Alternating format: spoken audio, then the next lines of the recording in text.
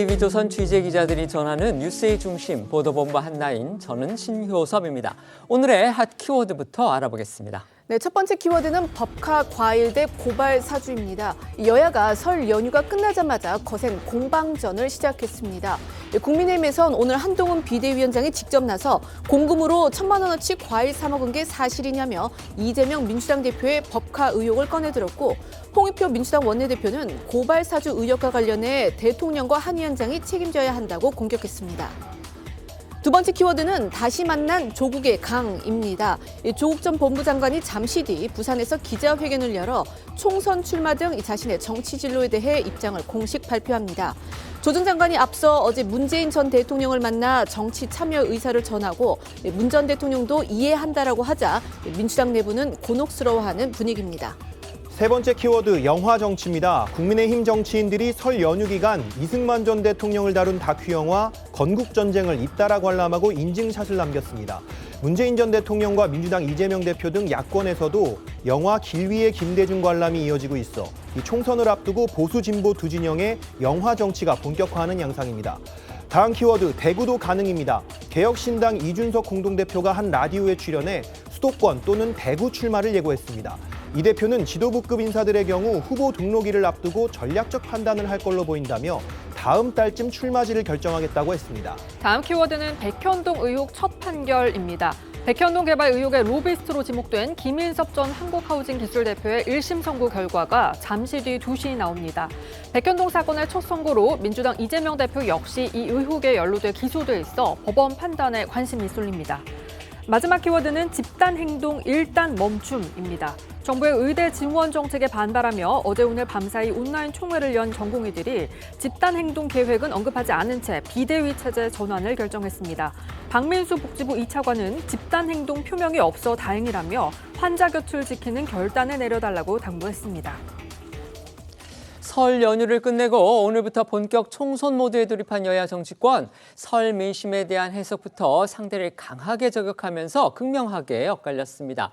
먼저 한동훈 국민의힘 비대위원장은요, 오늘 오전 주재한 비대위 회의에서 설 민심을 언급하면서 이른바 1,000만 원 과일값 의혹까지 걸어서 이재명 민주당 대표를 아주 강하게 비판했습니다. 네, 한동훈 위원장은요, 이 설 연휴를 지내면서 이재명 대표에 대해 국민의 관심이 많았는데 이 민주당은 중요한 질문들에 답을 하고 있지 않다면서 자신이 대신해서 이 질문을 하겠다라고 포문을 열었습니다. 그 첫 번째로 이제 최근 새롭게 제기된 이 법인카드 의혹을 이야기를 했는데, 먼저 이 법인카드로 1,000만 원치 과일을 사 먹은 것이 사실인지, 또 과거 명절 제사상도 이 법인카드로 한 의혹이 있는데 이것도 사실이냐라고 물었습니다. 또 한 위원장은요, 앞서 이 대표가 이 테러를 당한 뒤에 응급 헬기를 타고 부산대병원에서 서울대병원으로 이송된 과정도 역시 언급을 하면서 이 특혜 의혹을 제기를 했는데요. 들어보시겠습니다. 설을 지나면서 이재명 대표님에 대해서 여러 가지 관심들이 많으셨고 국민들께서도 설 밥상에서 이런저런 얘기를 나누셨을 겁니다. 중요한 내용들에 대해서 이재명 대표님이라든가 민주당은 전혀 답을 하고 있지 않잖아요. 제가 국민들을 대신해서 몇 가지 질문을 대신 드리겠습니다. 이재명 대표께서 공금 법카로 1,000만 원어치 과일 사 먹은 게 사실인지, 과거의 명절 제사상도 이 공금 법화로 하셨던 의혹이 있었는데요. 그게 사실인지 묻겠습니다. 응급 헬기 특혜가 본인이 결정한 게 맞는지 한 번도 답을 못 들었거든요. 답을 안 하는 것도 답입니다. 한 위원장이 잠시 언급했듯이요, 이 법카 의혹 공익 제보자는요, 과일을 비롯해서 이 대표 가족의 제수용품도 사선 알랐다, 이런 의혹을 제기하기도 했습니다. 비슷한 맥락에서 한 위원장이 이제 설 명절을 맞아서 이재명 대표가 법카로 과일을 구입한 의혹 등을 연결지어서 공세 수위를 높인 건데요.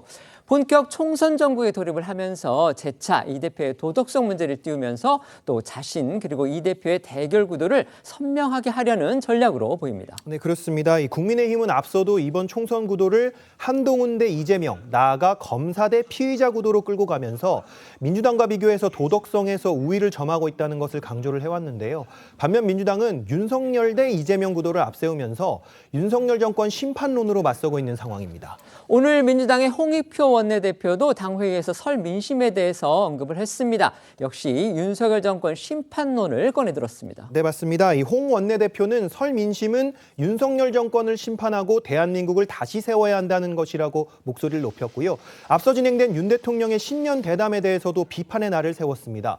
또 홍 원내대표는 고발 사주 의혹으로 기소된 손준성 검사장이 이 1심에서 실형을 선고받은 것과 관련해 윤석열 대통령과 한동훈 위원장에 대한 철저한 재수사가 필요하다고 주장하기도 했는데 들어보시겠습니다. 이번 설 민심은 분명한 것 같습니다. 민생, 경제, 안보, 도덕성 모두 무능하고 무책임한 윤석열 정권의 오만과 독선을 심판하고 대한민국을 다시 바로 세워야 한다는 것입니다.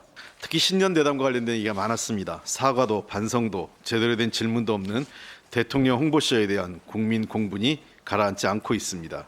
지난 총선에서 정치검사 여당이 결탁한 고발 사주로 손준성 검사가 징역 1년을 선고받은 것은 매우 심각한 사안입니다. 이번 판결을 계기로 정치검사들과 여당의 유착관계, 윗선으로 지목받고 있는 윤석열 대통령, 한동훈 비대위원장에 대한 철저한 재수사가 필요합니다. 여야는 오늘부터 본격적으로 공천 작업에도 돌입을 합니다. 국민의힘의 상황부터 살펴보면요. 오늘 오전부터 공천 신청자들에 대한 면접이 시작됐습니다. 네, 어제 저희도 전해드렸는데요. 국민의힘은 오늘부터 닷새간 지역별로 후보 면접을 실시합니다. 공천 신청자 중 부적격 판정을 받은 후보를 제외한 820명의 대상이고요. 첫날인 오늘 면접 대상은 서울, 제주, 광주 등 56개 지역구 공천 신청자로 오전 9시부터 면접이 시작돼서 오후 늦게까지 이어갈 예정입니다. 국민의힘 공천 상황과 관련해서 무엇보다 주목되는 뉴스가 있습니다. 바로 인요한 전 혁신위원장을 향해서 당내 러브콜이 쏟아지고 있다는 겁니다. 어제 채널A는요, 이 국민의힘 공천관리위원회가 인요한 전 혁신위원장에게 이 서울 지역 출마를 요청했다라고 보도를 했습니다. 인 전 위원장이 일하는 곳이죠. 이 연세대가 있는 서울 서대문갑 출마가 유력하게 검토되고 있다, 이렇게 전한 겁니다. 서울 서대문 갑은요, 현역 국회의원이 사성 중진인 민주당의 우상호 의원입니다. 하지만 우 의원 불출마를 선언했죠. 이 지역은 민주당이 이제 최근 3번의 총선에서 연속 승리를 하면서 국민의힘으로서는 험지 중에 험지로 꼽히는 곳입니다. 그렇죠. 여기에서 이제 우상호 의원이 내리 3선을 했었는데 또 한 가지 좀 이렇게 눈길을 끄는 것은 윤석열 대통령이 지난 대선 때 여기서 또 과반 득표에 성공을 함으로써 네. 약간 좀 상징적인 곳이기도 합니다. 이 관련해서 장동혁 사무총장 역시 이 채널A와의 인터뷰에서 인요한 전 위원장이 당을 위해서 큰 역할을 해줬고 상징성이 있다면서 어려운 것에 출마해 주시면 좋겠다면서 재차 기대감을 표출했습니다. 중요한 건 이제 인요한 전 위원장 본인의 마음일 겁니다. 인 전 위원장은요, 앞서 혁신위를 이끌 때 총선에 나서지 않겠다, 어느 지역도 나가지 않겠다, 이렇게 불출마를 선언한 적이 있습니다. 그래서 그럴까요? 일단 아직까지는 출마 의사가 없는 것으로 그렇게 알려졌습니다. 네, 인요한 전 위원장은 지난해 12월 혁신위 회의에서 자신부터 희생하기 위해 서울 서대문구 지역구를 비롯한 일체의 선출직 출마를 포기하겠다, 이렇게 밝힌 바가 있고요. 저희 TV조선이 인요한 전 위원장과 직접 접촉을 해서 취재를 해본 결과 인 전 위원장은 이 당내에서 자신의 출마를 바라는 사람들이 있고 자신이 어느 정도 역할을 해주길 바라는 것도 사실이지만 이를 고사했다고 밝혔습니다. 아내도 출마를 많이 반대하고 있다고 덧붙였고요. 또 인 전 위원장은 공관위원장 등으로부터 정식 출마 제의가 있었던 것도 아니었다, 이렇게 선을 그었는데 관련해서 정영환 위원장 역시 오늘 오전 기자들과 만난 자리에서 인 전 위원장에게 직접 출마를 요청한 건 아니다. 최근 통화할 일이 있었는데 그때 물어본 것이라, 이렇게 밝혔습니다. 정 위원장 목소리 들어보겠습니다. 인요한 혁신위원장한테 직접 가신 거예요? 그거는 아니고 지난번에 어때 혁신위가 그거 하시기 전에 서대문 갑 쪽에 좀 나오실 생각이 좀 있다가 최근에 전화 통화할 일이 있었는데 한번 물어봤더니 지금은 사모님이 좀 반대하시니까 그리고 그 지역구 부장이 묻고 이래가지고 그 좋은 아이디어를 우리 제공해 주겠다, 이렇게 말씀하셨어요. 급한 거 끝나면은 당사를 한번 모셔가지고 도시락 미팅이라도 한번 해볼까 싶어요. 하지만 인효한 전 위원장이나 정영환 공관위원장의 말을 들어보면요. 이제 국민의힘 내부에서는 인효한 전 위원장이 마음을 좀 바꾸기를 기대하는 분위기, 이게 강한 것으로 보이기도 합니다. 네, 오늘 오전 진행된 라디오 인터뷰에서도 좀 그런 분위기를 읽을 수 있었거든요. 이 당 정책위의장을 지냈던 성일종 의원은 인효한 전 위원장의 상당한 인재고 인 전 위원장의 가문 역시 이 대한민국에 기여한 업적에 있다고 높이 평가를 했고요.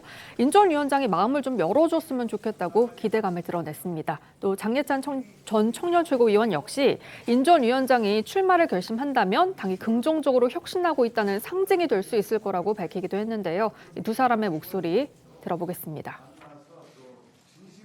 인효한 전 혁신위원장 같은 경우는 상당한 인재지요. 종종 뵙고 또 제가 8년 전에 복지위원 할 때 또 뵀었던 분이에요. 그래서 알고 지내는데 현재까지는 제가 볼 때는 별 의사가 없는 거로 알고 있는데 당에 여러 요청이 이렇게 있으면 또 그 부분에 대해서 대한민국을 사랑하는 분이기 때문에 저는 마음을 좀 열어주셨으면 좋겠다는 말씀 드립니다. 이분이 혁신위원장 할 때도 굉장히 화제를 많이 일으키지 않았습니까? 이슈를 집중시키고 우리 당이 긍정적으로 혁신하고 있다는 거 보여주는 하나의 상징이 될 수 있다고 생각을 합니다. 사실 정치 결정하고 출마하는 게 참 쉬운 결정은 아닌데 그래도 우리 당이 진정성을 가지고 계속 대한민국 미래를 위해 부탁을 한다면 마음이 조금 흔들리지 않으실까요? 저도 조심스럽게 기대를 해보고 싶네요.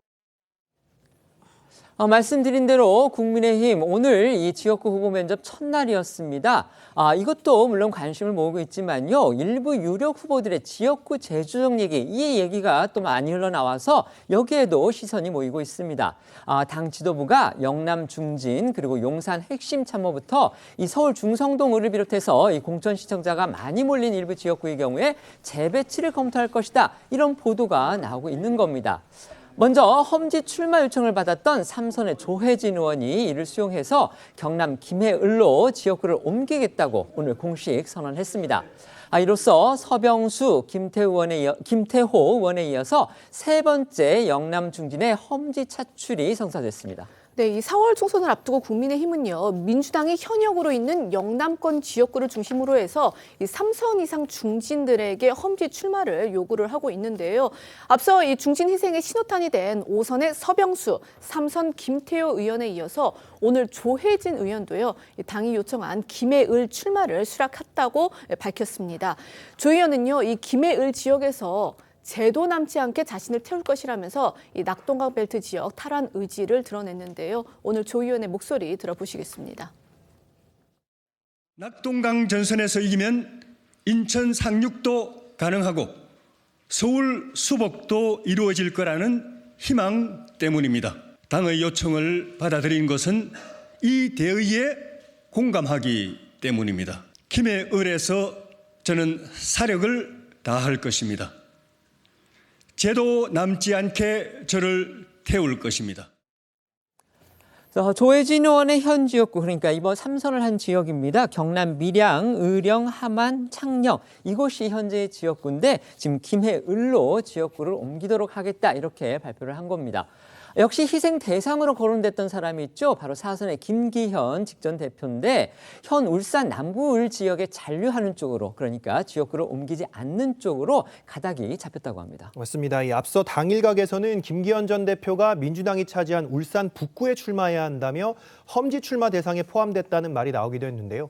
하지만 일부 보도에 따르면 김기현 전 대표는 험지 출마 대상에서 제외된 것으로 알려졌습니다. 정영환 공관위원장은 어제 출근길 인터뷰에서 김 전 대표에 대해서 혁신위와 비대위가 오는 과정에서 본인 의사와 관계없이 기여했다 이렇게 볼 수 있다고 밝혔는데요. 관련해서 김기현 전 대표의 잔류를 두고 당 대표직을 수행하는 등 당에 기여한 바를 고려한 결과라는 분석도 일각에선 나왔습니다. 또 언론 보도를 보면은요, 서울 강남을, 그러니까 국민의힘의 양지 중에 양지로 꼽히는 곳이죠. 이곳에 공천을 신청했던 박진 전 외교부 장관, 그리고 이원모 전 대통령실 인사비서관을 비롯해서 현 정부의 요직 출신 인사들을 경기도의 격전지로 차출하는 방안, 이게 또 추진되고 있다는 얘기도 나오고 있습니다. 네, 일부 보도에 따르면요, 박진 의원의 경우 험지 출마가 불가피하다면 서울과 인접한 경기 고양갑에 배치하는 방안이 제기되고 있다고 하는데요.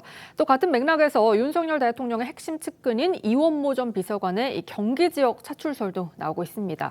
관련해 장동혁 사무총장은 오늘 아침 브리핑에서 이원모 전 비서관의 경기 지역 투입과 관련해서는 어느 지역 출마가 좋은 방안일지 이 공관위에서 논의한다고 밝히면서 이 최종 결정은 공관위 문제고 지역이 경기에 한정된 건 아니라고 했습니다.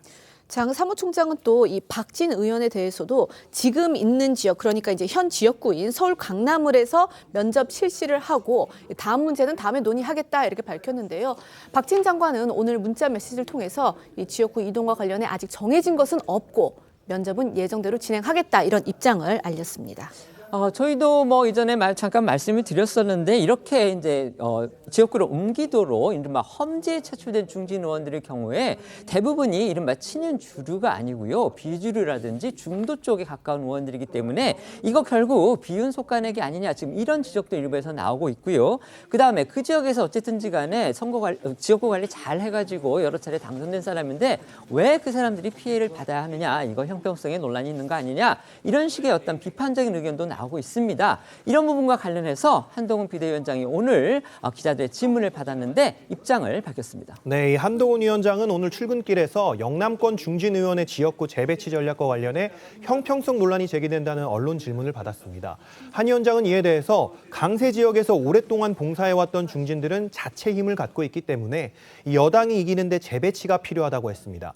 그러면서 더 낮은 자세로 충분히 설득하겠다. 그러기 위해서 자신이 불출마한 것이다 이렇게 덧붙였습니다.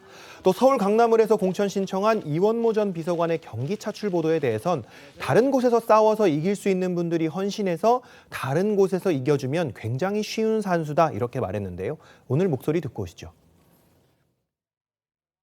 강세 지역에서 오랫동안 봉사해왔던 중진들은 굉장한 어떤 그 자체의 힘을 갖고 계시잖아요. 그 힘을 국민을 위해서 우리가 이기는데 잘 쓰기 위해서 저희가 재배치하는 게 필요한 것이잖아요. 근데 반발하는 것도 이해 가는 면이 있어요. 제가 더 낮은 자세로 충분히 진정성 있게 잘 설득하겠습니다. 그러려고 제가 불출마한 겁니다. 강남 같은 경우에는 김원호 비서관을 공지하고 차출한다 이런 보도가 나왔더라고요. 그러니까 이미 많은 사랑을 받고 있는 지역에는 다른 곳에서 싸워서 이기실 수 있는 분들이 있잖아요. 그런 분들은 좀 헌신해서 다른 곳에서 이겨주시면 뭐 그거는 굉장히 쉬운 산수잖아요.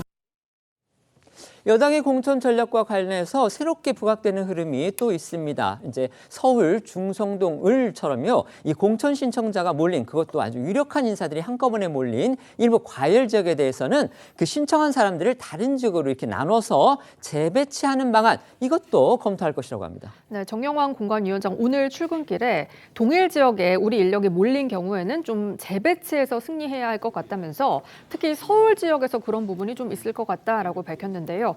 중성동 을 같은 지역 위주로 재조정을 검토하고 있느냐라는 질문에는 거기도 고려 대상이다라고 언급을 했습니다. 정 위원장의 오늘 목소리 듣고 오겠습니다. 동일한 지역에 중요한 인력들이 지원자들이 몰린 경우에는 좀 재배치 좀 해가지고 굉장히 승리해야 될 것 같아요. 특히 서울 지역에 그런 부분이 좀 있을 것 같아요. 중성동구 을 같은 경우에 좀 사람들이 많이 몰리는데 그런 지역을 좀 위주로 재조정을 유력하게 검토하신다 이렇게 알려드리고 그렇게 알려졌나요? 거기도 이제 고려 대상이에요. 하지만 장동혁 사무총장은요 오늘 당사에서 기자들과 만나서 이 거물급 인사들이나 경쟁력 있는 인지도 높은 사람들이 어느 지역구에 몰려 있다고 해서 그분들 의사와 관계없이 뭐 강제적, 인위적으로 재배치할 생각은 없다 이렇게 말하기도 했습니다.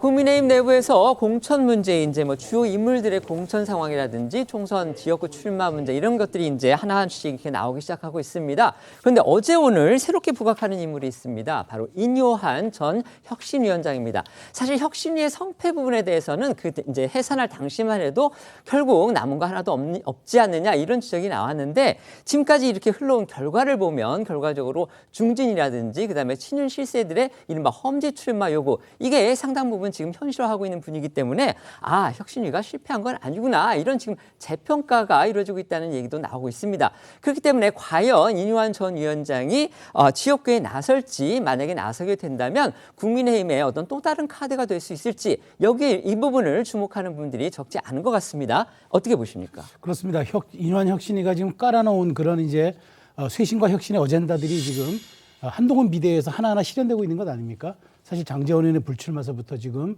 영남 중진들의 재배치까지 이렇게 간다면 이뇨한 위원장이 던졌던 작은 불씨가 어쨌든 지금의 총선 전략으로 활용되고 있다 이렇게 보면 될 것 같은데요.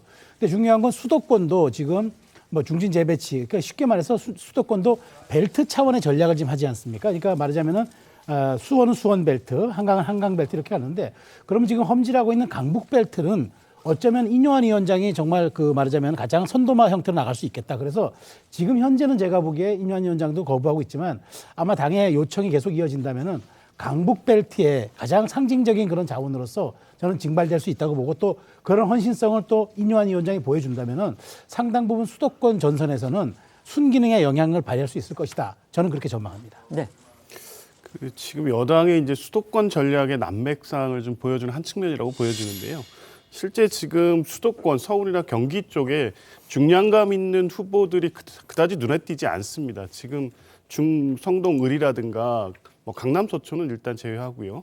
이제 이런 곳에서 사실 상징성 있고 어느 정도 국민적 인지도가 있는 분들이 국민의힘 후보로 나서줘야 되는데 사실 지금 크게 눈에 띄는 후보들이 없지 않습니까? 그냥 결국 이뇨한 위원장에 구애할 수밖에 없는 상황인 것 같고요. 이제 어쨌든 이뇨한 위원장이 뭐 응할지 안 응할지는 모르겠습니다만 전체적으로 수도권 선거가 어렵다는 측면에서 보면 이뇨한 위원장 정도를 가지고 지금 수도권 선거 전략을 세울 수밖에 없는 지금 상황이 크게 개선될 것 같지는 않아 보입니다. 그런 측면에서 보면 이 강남의 재배치라든가 중성동을에 있는 중량감 있는 의원들의 뭐 재배치 문제까지 거론하고 있음에도 불구하고 뚜렷한 어떤 해법을 찾지 못하는 지금 국민의힘의 현실을 보여주는 게 아닌가 그렇습니다. 네.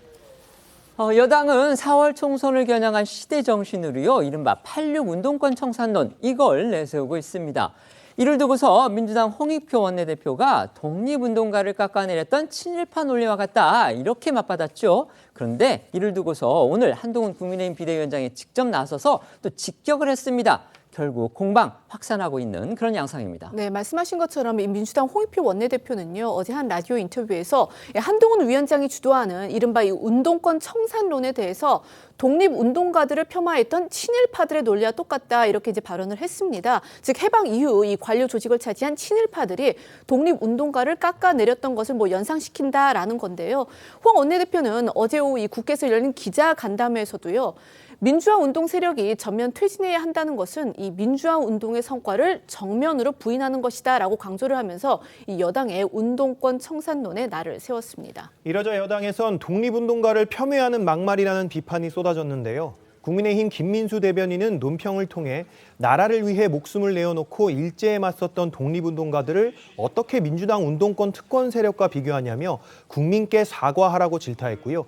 한동훈 비대위원장도 송영길 전 대표와 최근 욕설 논란이 있었던 우상호 의원을 겨냥해서 어느 독립운동가가 돈봉투를 돌리고 쌍욕을 하느냐, 독립운동가를 모욕하는 표현이다 이렇게 맹비난을 했습니다. 국민의힘 윤재혁 원내대표는 민주당이 곤란한 상황이 되면 친일파 얘기를 꺼낸다고 꼬집기도 했는데요. 공방의 시작이 된 민주당 홍익표 원내대표의 발언과 국민의힘 윤재혁 원내대표의 반박 이어서 들어보시죠. 독립운동했던 사람들이 제대로 된 교육을 받았겠어요. 뭐 한 게 없지 않습니까? 그러다 보니까 검찰도 일제 고등검사 그렇죠. 다 했고요. 경찰 마찬가지죠. 한동훈 비대위원장이나 지금 현재 검사 출신의 대다수가 지금 진출하려고 하는데 자기들 그 흐름을 전문가 대 뭐 민주화운동 세력, 그러니까 민주화운동을 폄하하기 위한 걸로 보는데 이게 꼭 독립운동가들을 폐마했던 친일파들의 논리하고 똑같다 이렇게 보입니다. 저는 동의할 수 없고요. 민주당은 뭐 상황이 조금 곤란할 때마다 친일 그 이야기를 자꾸 하고 있는데 국민들 생각하고는 좀 거리가 있다고 생각합니다. 여당에서는 홍 원내대표를 향해서 친일파 발언 사과하라 이렇게 요구하고 있는데 하지만요, 홍 원내대표는 오늘 되레 한동훈 위원장을 향해서 사과를 요구했습니다. 이것도 무슨 이유입니까? 네, 바로 야권 일부 운동권 인사를 겨냥한 한 위원장 말을 문제 삼은 겁니다. 한 위원장은 어제에 이어 오늘도 어떤 독립운동가가 돈봉투 돌리고 재벌한테 뒷돈 받고 유흥주점 가서 여성 동료에게 쌍욕을 하냐 이렇게 목소리를 높였는데요. 야권의 대표적인 86 운동권 인사들이죠. 이 전당대회 돈봉투 살포로 구속 기소된 송영길 전 민주당 대표, 또 2000년 5.18 전야제 때 광주 한 유흥주점에 갔다 이를 지적한 임수경 전 의원에게 욕설을 했던 우상호 의원 등을 재차 저격한 겁니다. 우상호 의원은 어제 저희도 전해드렸지만요, 최근 한 방송에서 한동훈 위원장을 비판하면서 이 욕설에 가까운 비속어를 사용을 해서 논란이 되기도 했습니다. 그렇습니다. 이 한 위원장은 최근 방송에서 한 우상호 의원의 욕설이 논란이 되자 과거 유흥주점 일화를 꺼내면서 우 의원 같은 운동권 특권 세력 청산이 필요하다고 강조한 바 있는데요. 이렇게 한 위원장이 재차 운동권 인사들의 과거 유흥주점 욕설 사건을 꺼내들자 홍 원내대표는 윤 대통령과 그를 추종하는 일부 정치검사야말로 청산 대상 1순위라고 반박을 했습니다. 그러면서 유흥주점을 드나든 스폰서 검사 때문에 김영란법이 만들어졌다고도 지적했는데요. 홍 원내대표는 민주당 운동 세력에 대한 폄훼를 더 이상 방치하지 않겠다며 한 위원장과 여당을 향해 사과를 요구했습니다. 오늘 한동훈 위원장과 홍익표 원내대표의 발언 이어서 들어보시죠. 민주당이 뻑 하면 이러잖아요. 국뽕 정치를 하기 위해서 일본, 친일파, 독립운동 이런 이미지를 자꾸 차용하지 않습니까? 본인들하고 굉장히 안 어울린다는 말씀을 드리고 싶습니다. 그 운동권 특권 세력이 과연 우리 대한민국 여기까지 있게 한 헌신한 독립운동가들과 이미지가 같습니까? 그분들이 수십 년간 기득권 유지하면서 자기 주고받으면서 좋은 거 다 해먹었습니까? 반대 아닙니까? 그분들이 돈봉투 돌리고 재벌한테 뒷돈 받고 룸사롱 가서 여성 동료에게 쌍욕했습니까? 그런 분들은 아니잖아요. 갖다 댈 걸 갖다 대야지 저는 국민들에 대한 예의가 아니라고 생각합니다. 그리고 늘 그런 식으로 정치해왔죠. 소위 여당의 운동권 청산론이 친일파의 독립운동가 청산 논리와 똑같다는 저의 발언에 한동훈 비대위원장은 더 히스테리적 반응을 보였습니다. 어느 독립운동가가 돈봉투를 돌리고 룸사롱에 가서 또 쌍욕을 하냐고 그랬는데 너무 좋은 지적입니다. 자기 고백 같습니다. 한동훈 비대위원장의 기준에 따르면 윤석열 대통령과 그를 추종한 일부 정치검사야말로 청산 대상의 1순위입니다. 국민 세금인 특수활동비를 자신들의 쌈짓돈처럼 흥청망청 쓰고 용돈처럼 나눠 쓴 사람들이 누굽니까? 민주화 운동했던 사람들이 룸싸움을 많이 갔습니까? 정치검찰들이 룸싸움을 많이 갔습니까? 한동훈 비대위원장의 그 운동권 공격 중에 이제 재벌한테 뒷돈 받고 이 부분이 있습니다. 이 부분은요, 이제 지금 현재 운동권 출신 현역 의원이 있습니다. 김모 의원인데 과거에 이제 선거에 나가면서 한 재벌 기업으로부터 이제 수억 원의 불법 정치 자금을 받은 혐의로 유죄 판결을 받은 적이 있습니다. 아마 그걸 지칭한 듯 보입니다. 총선이 가까워질수록 정권 심판론을 앞세운 야당 그리고 운동권 청산론으로 맞선 여당 간의 선명성 경쟁 더 치열해질 가능성이 큰데요. 이런 가운데서 공교롭게도 이 보수와 진보 진영을 대표하는 두 전직 대통령을 다룬 다큐 영화가 흥행을 이어가면서 극장가에서도 여야 정치권의 신경전이 이어지고 있습니다. 이른바 영화 전쟁입니다. 네, 이승만 초대 대통령과 김대중 전 대통령을 각각 조명한 다큐 영화죠. 이 건국 전쟁과 기류의 김대중이 잇따라 개봉을 하면서요. 극장가가 이번 총선의 새로운 전략지로 떠오르고 있습니다. 정치권이 두 영화를 주목하는 가장 큰 이유는요. 이승만 초대 대통령과 이 김대중 전 대통령이 각각 보수 진영과 진보 진영의 이 상징적인 인물이기 때문일 텐데요. 이 각 진영의 정치인들이 잇따라 이 영화 관람을 인증하고 또 독려를 하는 등 총선을 앞두고 양 진영의 상징적인 대통령의 공을 부각시켜서 표심 끌어오기에 나섰다라는 분석입니다. 특히 그동안 이른바 이제 영화 정치는요, 진보 진영의 전유물처럼 여겨져 온 게 사실입니다. 그런데 이번에는 여권에서 아주 적극적으로 이 건국전쟁 관람 인증 릴레이를 펼치고 있고요. 또 영화 자체도 흥행 실적이 좋아서 뭔가 양상이 좀 달라졌다 이런 평가가 나오고 있는 겁니다. 네, 지난 1일 개봉했죠. 건국전쟁은 이승만 전 대통령의 젊은 시절 독립운동을 재평가하고 재임 시절 농지개혁 업적 등을 강조한 것으로 알려졌는데요. 보통 다큐 다큐 영화의 경우 관객 10만 명이 넘으면 성공했다 이렇게 평가를 하는데 건국전쟁의 경우 설 연휴 마지막 날인 어제 누적 관객 32만 명을 넘은 상태입니다. 이런 흥행에 힘입어서 보수 정치권에서도 영화 관련 이슈에서 선제적으로 대응하고 있는 거란 분석입니다. 실제로 여권에서는 4월 총선을 제2의 건국전쟁이라고 칭하면서 승리를 다짐하는 인사들의 관람평이 이어지고 있습니다. 이번 설 연휴 동안 오세훈 서울시장과 나경원 전 의원, 박민식 전 국가보훈부 장관 등이 이 건국전쟁을 관람하고 잇따라 감상평을 자신의 SNS에 올렸고요. 한동훈 비대위원장도 어제 여의도의 한 영화관에서 비대위원장실 관계자들과 함께 영화를 관람했습니다. 한 위원장은 이승만 전 대통령이 내린 시대적 결단에 대해서는 충분히 곱씹어봐야 한다면서 한미 상호 방위 조약으로 우리나라가 이렇게 안전한 것이고 농지개혁으로 지주 계급이 사라지고 기업가의 나라로 바뀐 거다라고 강조했습니다. 어제 영화관을 방문한 한 위원장의 모습 보고 오겠습니다.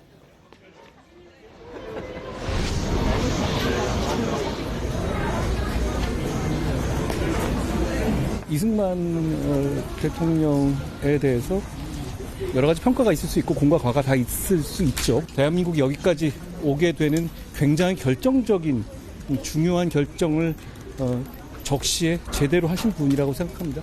민주당은 왜 도대체 이승만 이 독립운동가가 아니라는 거죠? 이 건국전쟁 다큐 영화에는요, 한동훈 위원장이 직접 등장하는 장면도 또 있다고 합니다. 네, 한 위원장이요. 지난해 7월이었습니다. 한 포럼에서 이승만 전 대통령의 이 농지개혁이 경제발전의 원동력이다라고 평가를 한 적이 있었는데 이 건국전쟁이라는 다큐 영화에 이때 이제 한 위원장 강연이 삽입이 돼 있다고 합니다. 그래서인지 이제 어제 영화관에서 한동훈 위원장을 만난 일부 시민들이 한 위원장을 향해서 영화 잘 봤다 이제 이런 인사를 건넨 것으로 전해졌습니다. 반면 야권에서는요, 지난 1월에 국민 앞에 선보인 김대중 전 대통령의 다큐 영화를 중심으로 해서 지지층 결집에 나선 모습입니다. 네, 지난 1월 개봉한 기류의 김대중은요, 김 전 대통령 탄생 100주년을 기념한 영화고요. 김 전 대통령이 청년 사업가 출신에서 갖은 고초를 겪으면서 정치인으로 성장하는 과정, 또 1987년 대선 후보로 나서기까지의 이야기를 담고 있는데요. 이 영화 역시 이 관객 수 12만 명을 넘으면서 이 다큐 영화로는 이례적인 흥행을 보이고 있습니다.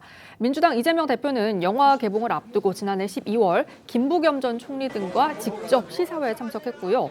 문재인 전 대통령 역시 양산 지역 민주당 당원들과 함께 영화를 함께 봤습니다. 지난 12월 시사회에 참석했던 이재명 대표 모습 보고 오겠습니다.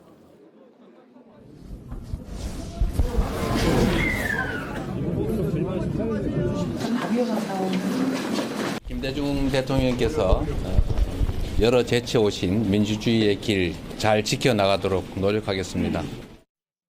흑백 영상 속에서만 볼 수 있는 그런 과거의 모습들이 다시 우리 사회에 다시 전개되지 않을까 하는 그런 걱정도 좀 들었습니다. 언론들이 영화 전쟁이라는 표현을 쓰고 있습니다. 그러니까 지금 이제 보수 진영을 대표하는 상징하는 전직 대통령이죠. 이승만 전 대통령을 다룬 다큐 영화입니다. 건국전쟁이라는 그 영화가 지금 흥행에 다큐 영화로서는 흥행에 성공하고 있다 이렇게 지금 알려져 있고요. 그다음에 진보 진영에서는 역시 김대중 전 대통령의 어떤 인생을 다룬 올해가 김대중 전 대통령의 탄생 100주년이라고 합니다. 그거를 기념해서 만든 다큐 영화가 있는데 길 위에 김대중이라는 다큐 영화입니다. 이 영화 역시 10만 명을 넘으면서 흥행에 또 성공을 하고 있습니다. 그런데 이전에는요, 이제 이 정치성 어떤 영화를 다루는 거 이게 진보 진영의 전유물처럼 그렇게 얘기해 왔는데 이번에는 이제 여권에서 이승만 전 대통령 다큐 영화를 앞세워서 적극적으로 지지층을 모으는 그런 지금 양상이 되고 있습니다. 이거 어떻게 평가하십니까? 네, 지금 말씀하신 대로 이제 지금까지는 진보 진영 주요 정치인에 대한 다큐 영화가 뭐 지지자들 중심으로 해서 꽤 많은 흥행이 있었습니다. 다큐 영화가 사실 10만만 넘으면 그렇죠. 꽤 흥행한 것인데 대개 한 20에서 30만 정도씩까지 이제 많은 분들이 봤었으니까요. 근데 이번에 건국전쟁 같은 경우에는 그 보수 정치인 또 여러 가지 역사적 평가를 받고 있는 이승만 전 대통령에 대한 영화고 아무래도 그렇다 보니까 이제 보수 정당이나 보수 정치인들도 그걸 지지하는 분들이 관심을 가질 수밖에 없는 영화라고 생각이 되는데요. 굳이 뭐 영화를 가지고 정치적 해석을 여러 가지 할 수 있습니다만 다큐멘터리 같은 경우에야 이제 사실관계를 드러내고 또 몰랐던 어떤 영상 자료나 이런 것들을 통해서 지금까지 알지 못했던 내용들을 전달하는 정도의 효과가 있지 않겠습니까? 이걸 굳이 진영을 갈라서 이런 부분에 대한 평가를 나눌 필요가 없다고 보여지고요. 뭐 노무현 대통령 전 대통령에 대해서 윤석열 대통령께서도 뭐 이 존경한다는 입장을 가지신 바 있지 않습니까? 적어도 어떤 역사적 평가 영역에서는 굳이 영화를 가지고 진영을 가르고 편을 갈라서 이 영화는 우리 편, 저 영화는 뭐 다른 편 이럴 필요 없이 서로 이제 보면서 같이 평가하고 이런 것도 뭐 괜찮다고 봅니다. 네. 저는 이제 사실 그동안 우리가 문화가 좀 좌편향되어 있다 그런 이제 좀 그런 평가를 많이 받아왔잖아요. 그런데 실제로 보면 그동안 많이 출시됐던 영화들이 그 100만, 1000만 관객 넘은 영화들이 보면 좀 그런 쪽이 있었어요. 그런데 이 이승만 다큐 바로 건국전쟁은 저는 이렇게까지 흥행할 수 있었던 거니까 그러니까 10일 기준 보면 예매율이 지금 1위라 그러더라고요. 아, 네, 그렇습니까? 그렇기 때문에 이렇게 말하자면은 그 높은 말하자면은 성원을 받고 있는 건 뭐냐? 주요 관객층도 뭐 나이 드신 분도 장년층도 있지만 실제 MZ세대도 한 20%, 한 8대2 정도로 크게 보면은 그 정도가 된다 그러더라고요. 그렇기 때문에 저는 이게 결국 이것은 영화라는 것이 사실의 힘이다. 그러니까 사실의 힘이 뭐냐? 그렇다면 과도하게 분칠하지 않고 있는 그대로를 전달하려는 그런 노력들이 먹힌 건데 저는 어쨌든 영화가 아무리 문화로 봐야 하겠지만 그럼에도 불구하고 약간 프로파간다적 성격, 이른바 선전의 성격을 띌 수밖에 없거든요. 그런 측면에서 놓고 본다 그러면은 저는 제 최근 이러한 부분들이 보수 우파이면 반격이다 이런 걸 떠나서 무언가 우리 사회가 문화적으로 좀 약간 밸런스를 잡아가는 것 아니냐. 그래서 이번 총선은 아마 여러 가지 이런 문화 전쟁도 또 하나의 볼거리를 제공하고 있기 때문에 우리가 좀 이런 부분도 한번 눈여겨볼 대목이다라고 평가하고 싶습니다. 패널께서 방금 이게 건국 전쟁이 예매 1위라고 얘기를 하셨는데요. 제가 지금 이제 저도 한번 궁금해서 들어가 봤더니 가장 큰 C로 시작하는 이제 대형 영화 관람가를 보니까 지금 거기에서는 이제 5위로 이렇게 나타나고 있는데 누적 관객이 33만으로 이렇게 나타나 있고요. 이제 다른 또 영화관은 아마 상황이 좀 다를 수도 있는데 지금 어쨌든 현재로서 어쨌든 다큐로서는 상당히 예매율이 높은 거는 분명해 보입니다. 네, 민주당의 공천 상황도 살펴보겠습니다. 민주당은 사실상의 컷오프, 그러니까 공천 배제 대상자 발표를 앞두고서 긴장감이 커지고 있는 상황입니다. 이런 가운데서 공천과 관련해 새로운 논란거리가 터져 나와서 주목이 되는데요. 바로 공천권을 행사할, 그러니까 공천 희망자들의 정치적인 목숨줄을 쥐고 있다고 할 수 있는 이재명 대표가 최근 공천 적합도라는 그 평가에서 낮은 점수를 받은 전직 의원들한테 직접 전화를 걸어서 사실상 불출마를 요청했다. 이런 보도가 나와서 파장이 일고 있습니다. 네, 이제 그에 앞서서 먼저 이 설 연휴 이후에 본격적인 총선 체제에 돌입한 민주당이요. 미뤘던 현역 의원 평가 하위 20% 명단을 오늘부터 통보할 예정인데요.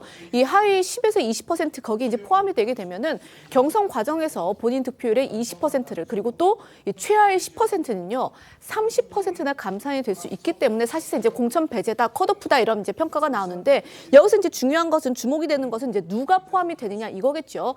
아시는 것처럼 최근 민주당 내에서는 이 윤석열 정부 탄생 책임론을 두고서 친명 친문 간 갈등이 이제 극심하기 때문에 이 하위 20% 명단에 과연 비명계와 친문계가 얼마나 포함되어 있을지 이 부분에 이제 정치권의 시선이 쏠리고 있습니다. 하위 20%라고 하면 이제 총 31명이라고 합니다. 여기에 이제 비명이라든지 친문계가 다수일 경우에 민주당 계파 갈등 다시 고조될 수도 있다 이렇게 볼 수 있을 텐데 바로 이런 상황에서 아주 이런 민감한 상황에서 이재명 대표가 공천에 직접 관여한 것으로 의심되는 정황들이 알려진 겁니다. 네, 이 중앙일보의 보도였는데요. 지난달 27일에 이 대표가 경기 광주을에 도전장을 낸 문학진 전 의원과 최근 서울 격전지에 출마한 전직 다선 의원 A 후보 등에게 직접 전화를 해서 이 사실상의 불출마를 권고했다는 겁니다.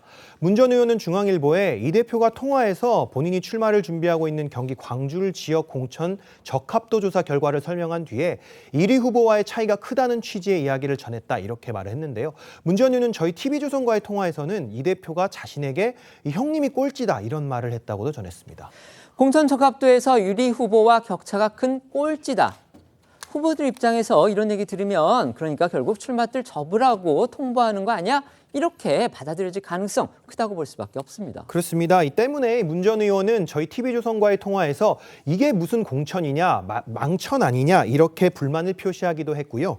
지난 5일 이재명 대표에게 다시 연락을 했지만 이 전화기가 꺼져 있었고 문자에 답도 오지 않았다고 설명을 했습니다. 중앙일보에 따르면 서울 격전지에 출마한 다선회 전 의원 A 후보 역시 이 대표한테 비슷한 취지 얘기를 들었다고 전해집니다. 이 대표가 적합도 조사 결과를 설명을 했고 한동안 대화를 나눴는데 이 대표가 직접 불출마를 거론하진 않았지만 결국 공천이 어렵지 않겠냐 이런 취지였다는 건데요. 이와 관련해서 익명을 원했다는 한 야권 관계자는 중앙일보에 이 대표가 두 후보 이외에도 적합도 결과가 좋지 않은 몇몇 예비 후보에게 직접 연락한 걸로 안다 이렇게 말한 걸로도 전해졌습니다. 그런데 문학진 전 의원 같은 경우는요, 지난 대선 때 이재명 대표, 그러니까 당시에는 후보였겠죠, 이재명 후보의 정무특보단장으로 활동을 했습니다. 그러니까 이재명 대표하고 가까운 인사로 분류되고 있는 겁니다. 네, 맞습니다. 그래서 이제 이재명 대표가 문 전 그 의원에게 직접 전화까지 해서 사실상 불출마를 공고한 배경에 대해서 이제 여러 해석들이 나오고 있는데요. 먼저 정치권 일각에서는 이 문 전 의원과 같은 지역에 이른바 친명, 그러니까 진짜 친명계로 분류가 되는 안태준 당대표 특보가 도전장을 내민 것을 이제 주목하는 시선들이 있고요. 오늘 한 라디오에 출연한 김두관 의원은 오히려 잘 아는 선배이기 때문에 이재명 대표가 정무적 판단을 한 걸로 보인다라고 이야기를 했습니다. 김 의원의 발언 들어보시겠습니다. 경기 도지사 하실 때 아마 산하기관장을 하신 걸로 알고 있습니다. 그래요? 경기 항만공사장을 했는데 특별한 인연이 있어서 여러 가지 또 사정들을 감안해서 아마 그렇게 권유를 한 걸로 이해가 되는데 저는 뭐 당대표가 그 선배님을 아끼는 측면에서 그렇게 권유할 수도 있는 거 아닌가 정무적으로. 물론 기본적으로는 뭐 공간위가 공식적인 심사를 통해서 평가하는 원칙이지만 그렇다고 봐집니다. 이 대표의 전화를 받았다 이렇게 직접 밝힌 사람은 이제 문학진 전 의원 이렇게 한 사람입니다. 하지만 이제 A 후보를 포함해서 몇몇 예비 후보도 연락을 받은 것으로 또 전해지고 있습니다.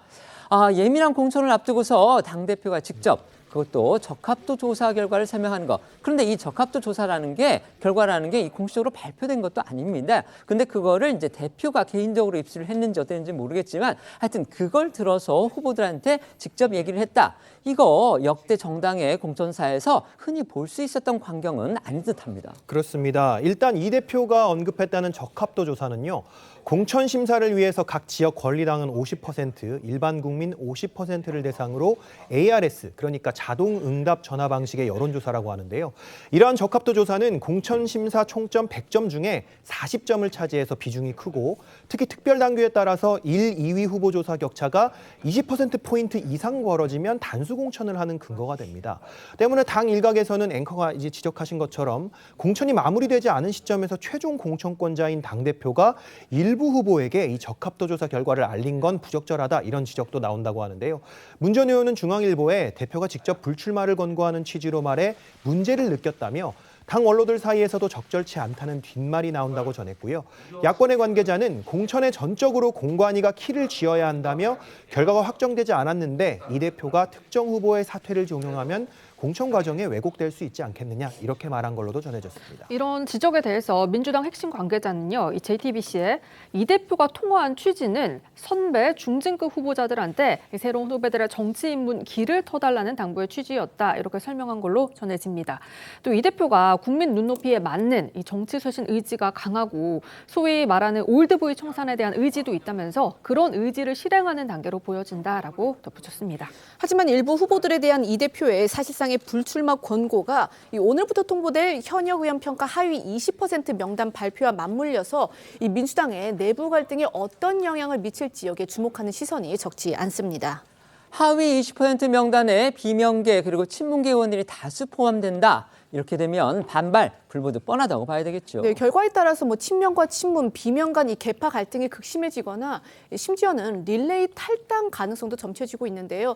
JTBC에 따르면 비명계에서는 이미 탈당을 고려하는 의원들도 일부 있다고 전해지고 한 비명계 의원은 제3지대가 예상보다 빠르게 모습을 갖추면서 선택지가 늘어난 셈이다 이렇게 말한 걸로도 전해집니다. 이 관련해서 오늘 여야에서 나온 목소리 들어보시겠습니다.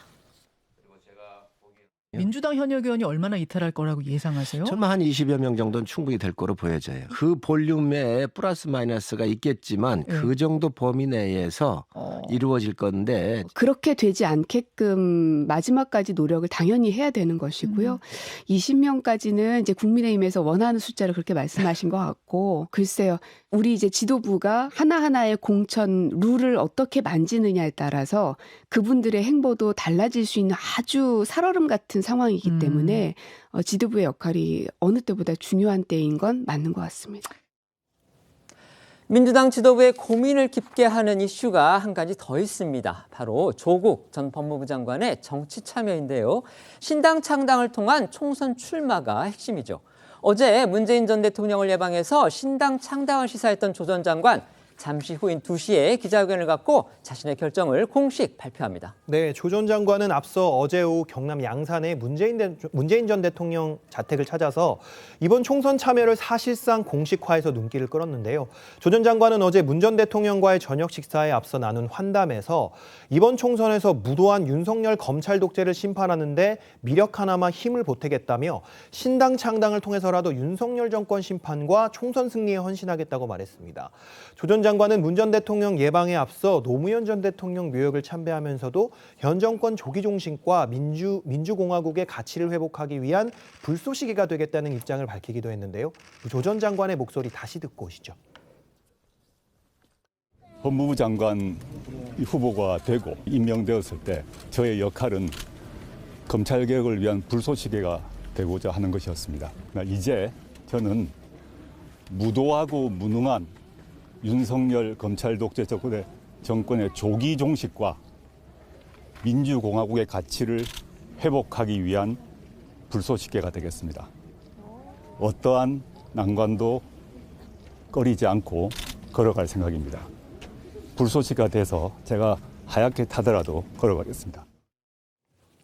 문재인 전 대통령이 과연 어떤 반응을 보일까? 이 부분도 관심을 모았죠. 그런데 문 전 대통령 불가피성을 이해한다.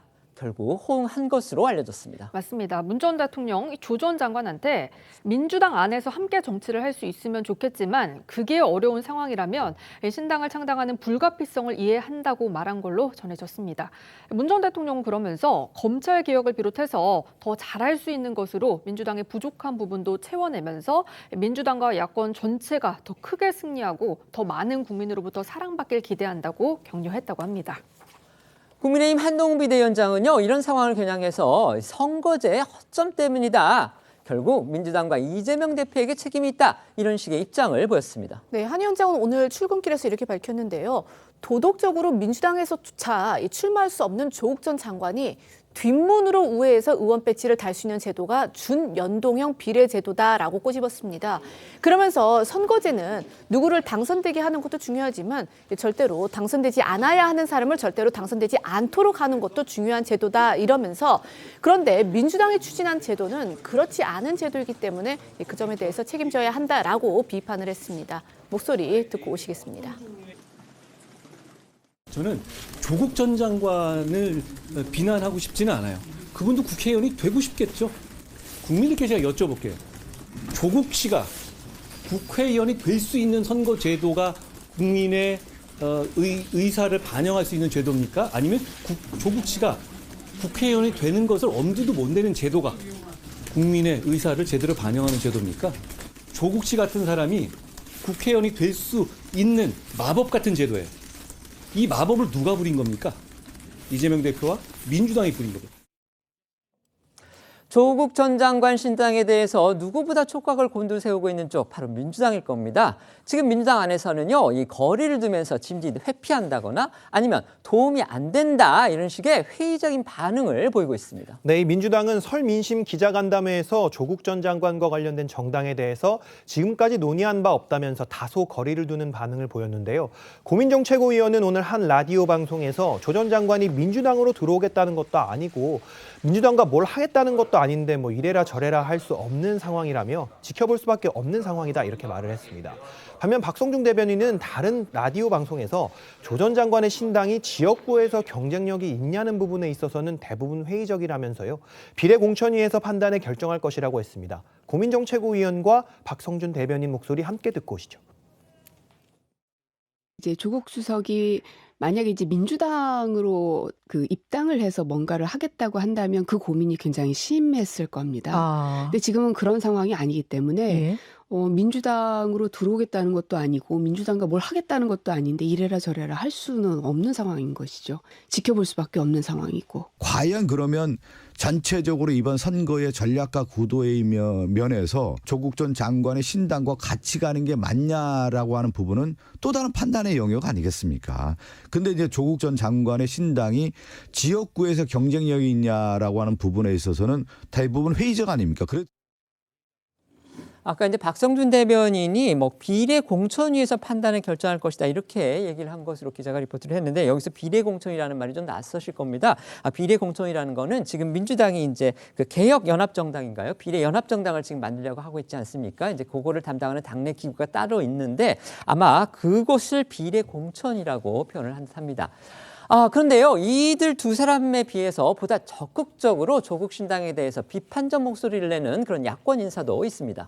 한 예로 중진 이 김두관 의원은요, 오늘 한 라디오 방송에서 조국 전 장관의 신당 창당, 또 4월 총선 출마 예고에 민주 진보 진영의 총선 승리에 기여할까에 대한 의문이 있다고 했습니다. 이번 총선에서 민주당이 중도층 표를 많이 획득을 해야 승리를 할 수 있는데 그런 점에서 염려가 된다는 겁니다.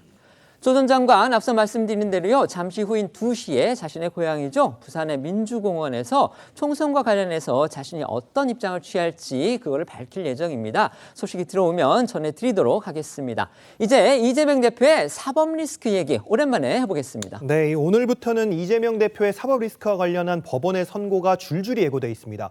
우선 잠시 후 2시에는 백현동 개발 비리 의혹의 핵심 인물 중 한 명인 로비스트 김인섭 씨에 대한 법원의 첫 판단이 나오는데요. 앞서 검찰이 김 씨가 이재명 당시 성남시장, 정진상 실장 등과의 이 친분으로 인허가 로비를 벌였다면서 징역 5년을 구형했던 만큼 법원이 오늘 김 씨에게 유죄를 인정한다면 이재명 대표와의 연관성도 인정한 셈이 되기 때문에 일각에선 오늘 선고 결과가 이재명 대표의 재판에도 영향을 줄 거란 전망이 나옵니다. 다만 김 씨는 이 시장 측과 이재명 전 시장 측과의 관계는 있었지만 청탁은 아니다 이렇게 혐의를 부인하고 있습니다. 여기에 내일은요, 이 법인카드 의혹과 관련한 배 씨 2심 선고가 예정돼 있습니다. 아시는 것처럼 배 씨는요, 이 대표가 경기지사로 재직할 당시 이 대표 배우자 김혜경 씨 수요인 비서로 일하도록 사적으로 채용됐다 이런 의혹을 받는 인물인데요. 1심에서는 징역 10개월에 집행유예 2년을 선고받았고요. 검찰은 항소심에서 1심 구형량과 같이 징역 1년을 선고해달라고 재판부에 요청한 상태입니다. 또 배 씨는 1심 최후 진술에서 잘못을 많이 깨달았다면서 일부 혐의를 인정한 걸로도 전해졌습니다. 이 배 씨와 관련해서는 사건이 지금 두 가지가 크게 나눠져 있습니다. 지금 저희가 전해드린 2심 선고 관련된 부분은요, 이 선거법, 공직선거법 위반 혐의입니다. 그러니까 선거 전에 이제 민주당 의원들 부인한테 밥을 사줬는데 그 부분과 관련된 2심의 판결이고요. 저희가 앞서서 전해드렸던 이른바 이제 경기도 법카 유용호 그것과 관련해서는 지금 아직 기소가 안 된 상태이기 때문에 오늘 2심 선고 내리는 거 그것과 관련된 게 아니라는 거를 정확하게 말씀을 드리겠습니다. 앞서 전해드린 것처럼 여당도요, 설 연휴가 끝나자마자 이재명 대표의 사법 리스크를 겨냥하고 나섰는데 이 대표로서는 오늘 내일 법원의 선고 결과 신경이 쓰일 수밖에 없을 겁니다.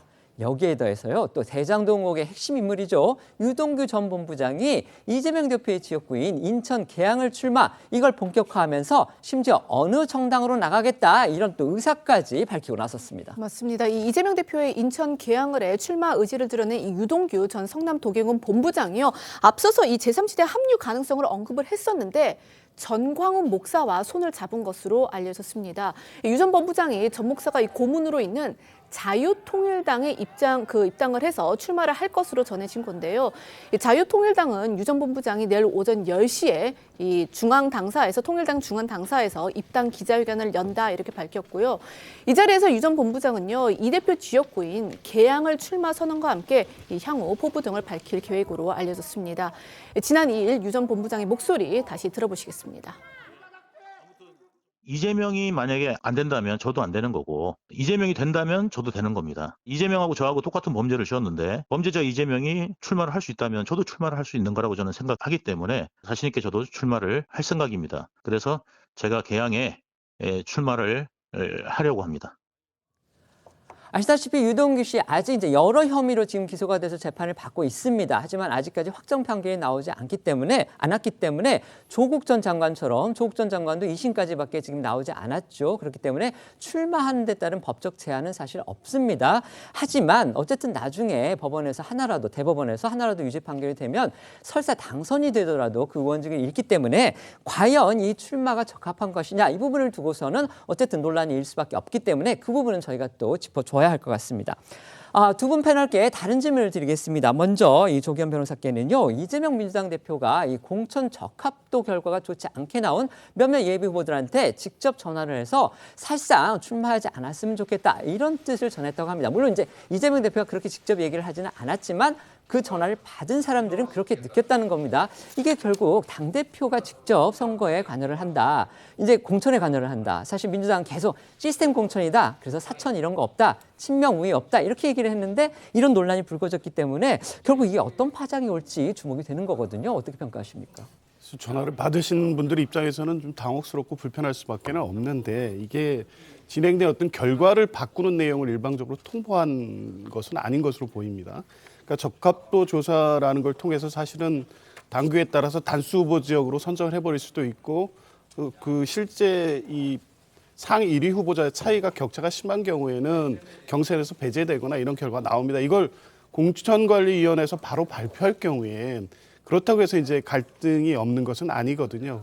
이제 그런 측면에서 보면 이재명 대표가 중진 내지 오랫동안 당에 기여했거나 본인과 특별한 관계가 있거나 특별히 상징적이어서 후배들 위해 세대 교체의 어떤 의미가 있는 분들에게 예우 차원에서 이 과정을 설득하고 설명하고 후배들을 위해서 좀 양보해달라라는 것을 간곡하게 호소하는 정도의 통화가 아니었나 싶고요. 공천의 공정성을 해할 정도의 내용으로 이 결과를 일방적 통보한 내용은 아닌 것으로 보여져서 물론 이제 이런 부분이 당내 논란이 될 수는 있지만 실 내용을 아마 이재명 대표가 의원들이나 이런 분들에게 설명을 하면 이게 공천 공정성 훼손 논란으로까지 확대되지는 않을 것으로 봅니다. 네, 이재명 대표가 나중에 어떤 혹시 이 부분과 관련해서 입장을 밝히는지 만약에 그런 게 들어오면 저희가 또 전해드리도록 하겠습니다. 최수영 패널께는 이 부분 여쭤보겠습니다. 조국 이제 전 법무부 장관 지금 2시가 됐기 때문에 시작을 했는지는 모르겠습니다만 오늘 부산에서 자신의 어떤 정치적 진로 그다음에 정치적 앞으로의 행로에 대해서 입장을 밝힌다고 합니다. 근데 어제 문재인 전 대통령 만나고 얘기한 걸 보면 결국 이제 신당도 만들고 그다음에 그걸 통해서 총선에도 나가겠다 이런 뜻을 밝힐 것으로 보입니다. 이게 결국 이제 적합한지 아닌지 이런 거는 변론으로 치고 과연 조국 신당이 나올 경우에 기존의 어떤 선거 판도에는 과연 어떤 영향을 줄지 한번 평가해 주시죠. 그렇습니다. 지금 말씀하신 것처럼 실제 이제 민주당의 입당에서 조국 전 장관이 이제 뭘 하는 건 이제 그거는 제가 보기에 아닌 것 같아요. 왜냐? 그거는 이제 어제 문재인 전 대통령도 우리가 신당 창당의 불가피성 이해한다. 민주당과 함께하면 좋겠지만 아니라면은 야권 전체의 승리를 가져올 수 있도록 해달라. 이렇게 얘기했으니까 지금 아마 조국 전 장관은 오늘 신당 창당 얘기할 거예요. 근데 이미 신당 창당은 사실상 돼 있습니다. 리셋 코리아 행동이라고 싱크탱크가 있는데 여기에 대표를 우희종 전 서울대 명예교수가 맡았어요. 근데 이분이 바로 지난번 총선에서 민주당의 위성정당인 더불어시민당의 대표를 맡았던 분입니다. 그렇기 때문에 전 조 전 장관이 갈고 있는 이 말하자면 방향성이 전 어느 정도 나와 있다. 민주당과 함께 하지는 않겠는데 다만 연합 비례정당에서 우리를 받아주면 좋겠지만 그렇지 않으면 독자적으로 나가겠다 이렇게 생각할 것 같습니다. 그래서 제가 흥미롭게 보는 지점이 조 전 장관이 검찰 독재 정권 종식이라는 걸 내걸었죠. 그다음에 이재명 대표가 뭐라고 했습니까? 이번에 시대 정신은 586 청산이 아니라 검찰 독재 청산이라고 또 검사 독재 청산이라고 얘기했고 지금 감옥에 가 있는 송영길 전 대표는 검찰 해체당을 만들겠다고 했습니다. 그러니까 내가 당장 민주당과 함께하지 못하더라도 검찰 독재 정권 청산이라는 우리 핵심적인 결은 비슷하니까 여러분이 우회, 그러니까 광의의 넓은 의미의 내가 민주당과 함께한다는 것을 뜻을 이해해달라. 그래서 최소 득표 3%를 목표로 아마 조 전 장관은 우회로를 택해서 갈 가능성이 큰데 다만 저는 마지막으로 드린다면은 과연 대법원 판결이 이제 목전에 있는 상황에서 이렇게 많이 설령 국회에 입성한다 하더라도 이게 옳은 방법인가에 대한 끊임없는 논란은 나올 것 같습니다. 네. 지금 저희가 화면에 보여드리고 있는데요. 조국 전 장관이 지금 부산에서 기자회견을 갖고 있습니다. 지금 앞서서 입장을 내놨는데 거기서 중요한 두 가지 얘기를 했습니다. 첫째는요. 지금 이제 속보로 자막으로도 나갔는데 갈등을 해결하고 조정하는 강소 정당을 만들겠다 이렇게 얘기를 했습니다. 결국 신당 창당을 공식 종식화한 거고요. 그다음에 검찰 독재 종식을 위해서 맨 앞에서 싸우겠다 이렇게 얘기를 했습니다. 뭐 아시다시피 지금 방금 패널께서도 말씀을 해주셨지만 검찰 독재 종식 또 청산 이 부분은 민주당이 내세우고 있는 이번 선거의 가장 중요한 모토 중에 하나입니다. 결국 조국 전 장관 민주당에 입당하지 않더라도 결국 민주당과 같은 선상에 서서 대여 그런 공세도 펴고 그다음에 선거에서도 싸우겠다 이런 뜻을 밝힌 건데요. 본인이 직접 총선에 나갈지 이 부분과 관련해서는 아직 지금 입장이 안 나왔나요? 자, 그 부분과 관련해서 보다 명확한 입장이 나오면 또 속보로 전해드리도록 하겠습니다. 이제 제3지대 빅텐트로 등장한 개혁신당의 움직임도 살펴보겠습니다. 개혁신당 오늘 합당선언 이후에 처음으로 지도부 회의를 공식으로 열었습니다. 네, 이낙연, 이준석 이 공동대표 체제로 닻을 올린 개혁신당이 오늘 첫 최고위원 회의를 열었습니다. 이 자리에서 이준석 대표는요, 이 정치개혁을 강조하면서 윤석열 대통령과 이재명 민주당 대표를 함께 비판을 했습니다. 그러면서 가장 선명한 야당으로 우뚝 서서 대안 세력이 되겠다 이렇게 강조를 했고요. 이낙연 대표는 이 거대 양당의 기득권 정치 구조를 겨냥을 했는데요. 각각의 목소리 듣고 오겠습니다. 오늘 개혁신당의 첫 최고위원회를 개최하게 됐습니다. 개혁신당의 대표로서 우리 당이 더 많은 동지와 더 강한 힘으로 개혁의 길에 나가게 된 것에 많은 기대를 하게 됩니다. 개혁신당이라는 당명은 우리가 개혁을 추구하는 새로운 당이라는 의미입니다. 정치개혁과 사회개혁의 양갈래의 측면에서 성과를 내야 합니다. 정치개혁의 측면에서 국민들이 바라는 가장 적극적인 개혁은 지난 몇 년간 지속된 윤석열 대통령과 이재명 대표의 의미 없는 경쟁의 종말입니다. 저희들에 대한 국민의 기대와 우려를 잘 압니다. 우려는 사라지고 기대는 실현되도록 최선을 다하겠습니다. 저희들 내부에 차이가 있을 수 있습니다. 차이는 지혜롭게 관리하고 공통점은 키워나가겠습니다. 무엇보다도 대한민국을 투쟁과 분열의 수렁으로 몰아넣은 양당 독점의 정치 구조를 깨고 대화와 생산의 정치를 시작하자는 대의를 실현하는 데 우리의 노력을 집중해 나가겠습니다. 개혁신당의 앞으로의 행보와 관련해서 이제 모아지고 있는 관심 중에 하나는요. 과연 이 대표급 인사들이 지역구로 나설지 또 나선다면 어디를 택할지 여기에 모아지고 있습니다. 일단 거대 양당과의 정면 승부 의지를 밝힌 이준석 대표는요. 어제 한 라디오에서 지역구 출마지를 압축했습니다. 수도권과 대구 가운데 한 대여섯 곳을 추려서 도전장을 내밀기로 한 건데요. 목소리 듣고 오겠습니다. 의례적으로 제가 하던 지역 인사도 지금 못했습니다. 혹시 출마 지역은 염두에 두고 있는 곳이 있습니까? 지금 한 대여섯 군데로 추려가지고 저희가 지금 이제 보고 있습니다. 수도권에 우선 많죠. 대구 가능성도 열어놓고 보고 있습니다. 언제쯤 결정하실 생각이세요? 저희 지도부급 인사들 같은 경우에는 마지막에 이제 후보 등록일 앞두고 전략적 판단들을 할 거로 보입니다. 이준석 대표는요, 이미 서울 노원병에서 20대 총선부터 이제 보궐선거를 포함해서 내리 3번 도전을 했는데 실패한 그런 전력이 있습니다. 지난해만 해도요, 여러 차례 노원병 사수 의지를 밝혔었죠. 그런데 저렇게 말하는 걸 보면 일단 노원병에 나가려는 의사는 접은 건지 아니면 지금 생각하고 있는 대여섯 곳에 노원병도 여전히 있는 건지 궁금하기는 합니다. 다른 공동대표입니다. 자, 이낙연 대표의 입장은 어떻습니까? 신당 창당 과정에서 총선 불출마를 고수해왔던 이낙연 대표는요. 현재 광주 출마를 저울질하고 있습니다.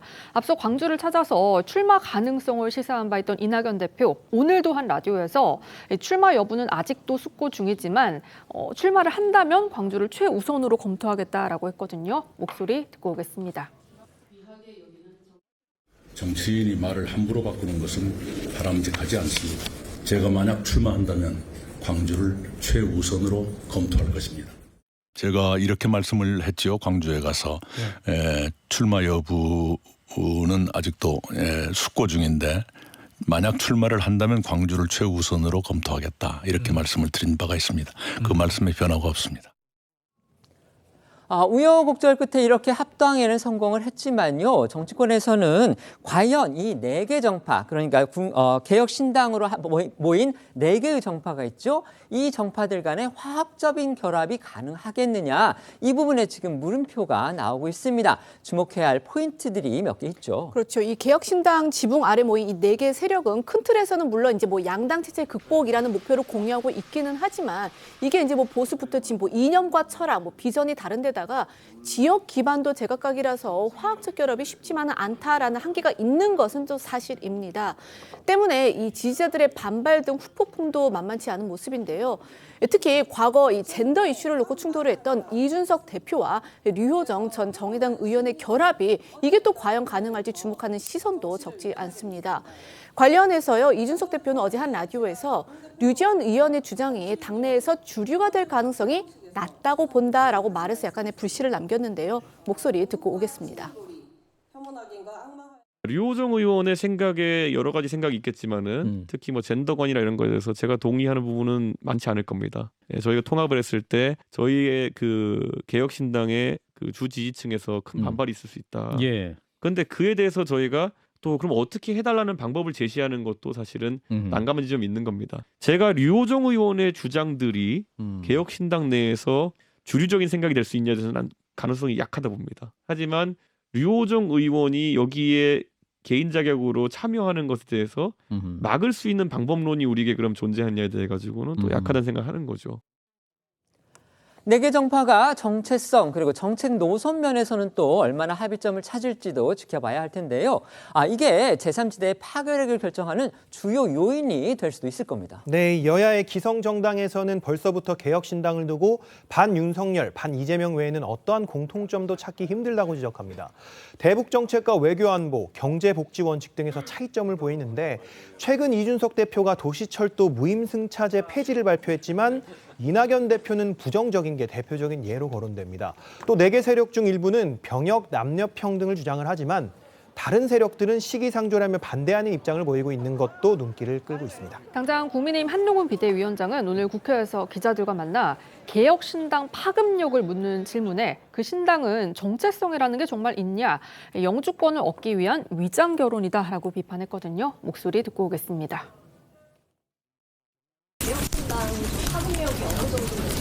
어떤 정당은 지향점과 정체성은 같아야 한다고 생각해요. 우리 당이 그렇습니다. 우리는 지향점이 같습니다. 시장경제를 신봉하고 자유민주주의 헌법 질서를 지키는 겁니다. 지금 그 신당은 그 정체성이라는 게 정말 있습니까? 있는 건가요? 선거에서 배지를 다는 방법을 찾기 위해서 모이는 것이잖아요. 그리고 원래 생각이 같지 않았던 사람들이 지향점과 정체성이 다른 거죠. 일종의 영주권 얻기 위한 위장결혼 비슷한 것 아닙니까? 생각이 다르고 생각을 같이 모을 생각이 없잖아요. 일반적인 정당의 형태는 아니라고 생각합니다. 네, 여기에 대한 이준석 대표의 반박도 들어보겠습니다. 이 지금 개혁신당은 말이 작탕밥이지 못 먹는 음식들 섞어놓은 것 같아요. 왜냐하면 이 당의 정체성을 한 문장으로 설명하는 게 불가능합니다. 이 제3지대가 늘 그래왔지만 이번에는 좀 정도가 심할 정도로 뭐 말이 좋아서 다양한 이념이지 아예 생각이 다른 분들이 그냥 총선 때문에 억지로 뭉쳐있거든요. 총선 끝나자마자 또 불풀이 흩어지겠구나라고 많이들 판단하실 것 같고. 사실 국민의힘의 당대표를 지내면서 항상 제가 당 사에 가보면은 3명의 대통령의 이제 사진이 걸려 있거든요. 예. 이승만 대통령, 박정희 대통령, 김영삼? 김영삼 대통령 예. 걸거든요. 그게 사실 박정희, 김영삼 대통령의 사진이 같이 걸려 있는 거는 지금 저와 이낙연 총리의 사진보다 훨씬 이종결합입니다. 그런데 그것을 이뤄냈기 때문에 국민의힘이 보수주의와 자유주의 결합해가지고 하나의 수권 세력을 거듭날 수 있었던 거거든요. 예. 개혁신당의 이른바 화학적 결합 여부, 여기에 대해서 관심이 많습니다. 어떻게 예상하십니까? 글쎄요, 이제 선거라는 게 뭐 어떤 당을 선택할 적극적인 어떤 메리트를 던져줘야 되는데 지금 국민의힘도 싫고 민주당도 싫은 유권자들한테 어떤 새로운 기대까지 준 것 맞습니다. 그러면 제3당이 무엇을 할지에 대해서 보여줘야 되는데 지금 뭐 지금까지 합의한 내용은 각 당이 발표했던 내용을 상호 존중한다까지밖에 안 돼 있습니다. 결국에 이준석 대표가 주도하는 내용들에 대해서 결국 당 아래에서 계속 반발이 있을 수밖에 없고 그렇다고 해서 뭐 이낙연 대표나 원칙과 상식 측에서 얘기하는 정책에 대해서 또 이준석 대표를 지지하는 측에서 반발할 수밖에 없거든요. 그러니까 화학적 결합은 현실적으로 가능하지 않고 사실 이제 여러 가지로 그 가는 뭐 당의 통합을 했지만 실제 선거 이후의 운명을 자신들도 지금 예측하기 어렵지 않나 저는 그렇게 봅니다. 저는 사실 뭐 이게 현재 보기에는 급한 통합이에요. 묻지마 통합, 뭉치고 보자가 같은데 과연 정당이라는 게 세대나 계층, 그다음에 계급을 대표해야 되는 게 정당 맞거든요. 그런데 이런 부분들이 과연 어떻게 비칠 것인가. 저는 아마 미니멀리즘을 통해서 할 것 같은데 과연 저는 교차 투표를 올릴 것 같아요. 지역구는 저 거대 정당 찍더라도 비례는 우리 찍어주세요 하는 정당으로 그런 전략으로 가지 않을까라는 생각이 듭니다. 네. 지금 이제 묻지마 통합이라고 말씀을 해주셨지만 어쨌든지 간에 세 개의 정치 세력이 각자의 어떤 의지를 갖고서 합의를 이뤄낸 거기 때문에 그 부분은 저희가 존중을 해야 될 것 같고요. 지금 두 분 패널께서 모두 이 각 당의 어떤 이 개혁신당의 향후 행보에 대해서 상당히 비판적인 또 비관적인 그런 전망을 주셨지만 또 이것 역시도 이 각 정파들이 어떻게 이걸 해결해 나갈지 이 부분은 저희가 지켜봐야 될 대목이기 때문에 판단은 아직은 보류를 하겠습니다. 저희는 1분 뒤에 다시 오겠습니다. 아까 조국 전 장관의 기자회견 중에서 이제 조 전 장관이 앞으로 어떤 식으로 총선에 나갈지 궁금하다고 말씀을 드렸는데요. 조 전 장관이 이렇게 얘기를 했다고 합니다. 비례에 나갈지 지역구에 출마할지 여부는 정당의 구성원, 그러니까 앞으로 새로 만드는 그 당의 구성원하고 논의를 해서 결정하겠다. 이렇게 말했다고 합니다. 오늘 준비한 소식은 여기까지입니다. 저희는 내일 오후 1시에 더 핫한 소식으로 찾아뵙겠습니다. 시청해 주셔서 고맙습니다.